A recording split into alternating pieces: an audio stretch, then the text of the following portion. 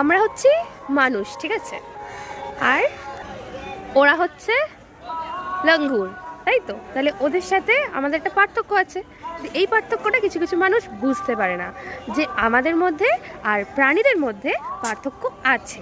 কারণ তারা যেখানেই যা কিছু করবে না, এখানেই খাবো, এখানেই পটি করব, এখানেই হাত দেবো, এখানেই পটিটাকে ফেলে রেখে চলে যাব। মানে সবার একটা এইরকম অ্যাটিটিউড। আমি দক্ষিণেশ্বরে আসলাম, এখানে কত সুন্দর, এখানে এত লাঙ্গুর রয়েছে, সবাই খাওয়াচ্ছে, সুন্দর প্রকৃতি, এই পাশে একটা পুকুর রয়েছে, কত সুন্দর।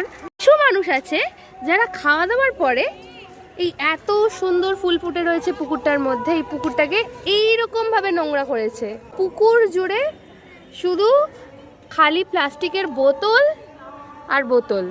কত মাছ খেলা করছে, হাঁস রয়েছে, এত সুন্দর একটা প্রকৃতি।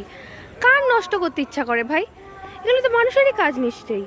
খেয়ে দিয়ে এরমভাবে বোতলগুলোকে ফেলে দিয়েছে।